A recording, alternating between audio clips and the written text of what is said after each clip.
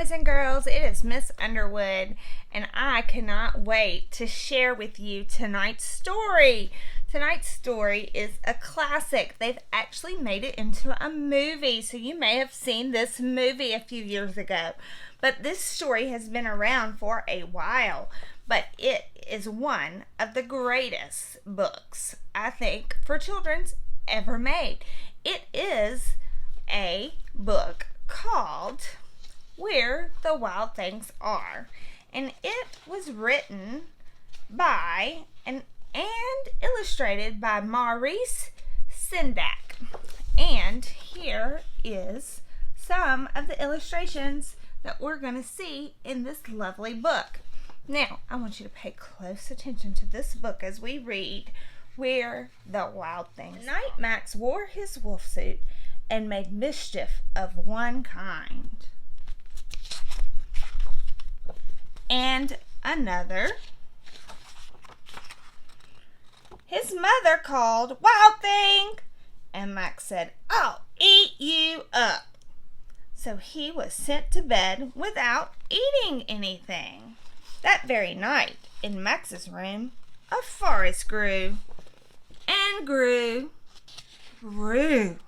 until his ceiling hung with vines, and walls became the world all around. And ocean tumbled by with a private boat for Max, and he sailed off through night and day, and in and out of weeks, and almost over a year, to where the wild things are. When he came to a place where the wild things are, they roared their terrible roars and gnashed their terrible teeth and rolled their terrible eyes and showed their terrible claws, till Max said, "Be still!" and tamed them with his magic trick of staring into all their yellow eyes without blinking once. And they were frightened and called him the most wild thing of them all, and made him king of all wild things. "And now," cried Max, "let the wild rumpus start." Look at that wild rumpus. They're all making a rumpus, dancing, howling. Now they're swinging from the trees.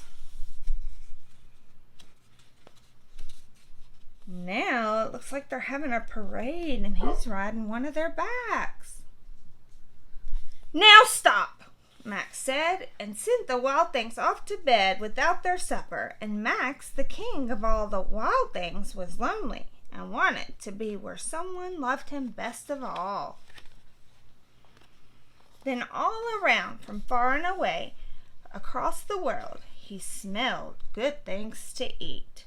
So he gave up being king of where the wild things are. But the wild things cried, "Oh, please don't go. We'll eat you up. We love you so." And Max said no.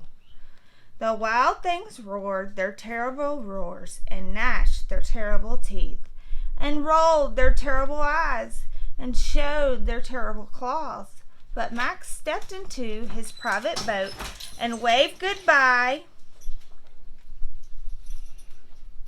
and sailed back over a year, and in and out of weeks, and through a day, and into the night of his very own room, where he found his supper waiting for him.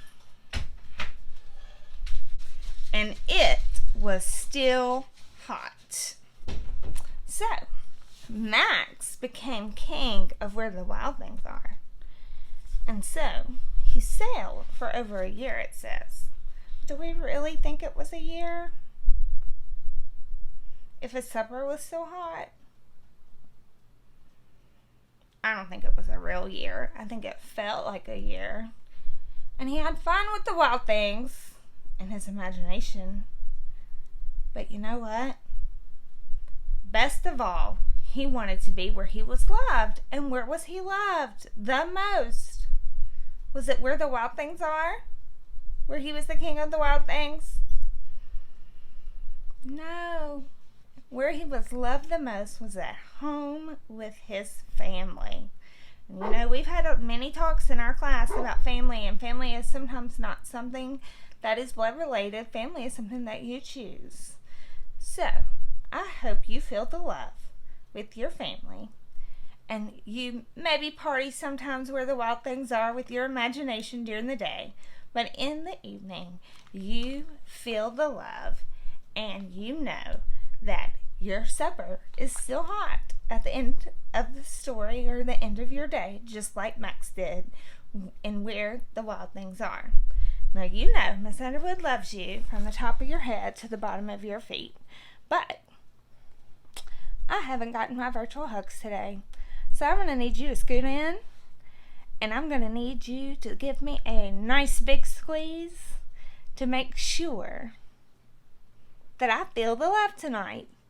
So, all my wild things out there, you wild creatures, just pretend like I'm Max and I've called for a wild rumpus. And our wild rumpus is a wild virtual hug rumpus. Ready? 1, 2, 3. All right. Well, Miss Underwood wishes you wild things out there a good night. And I can't wait to see you again. Bye, wild things. We will talk soon.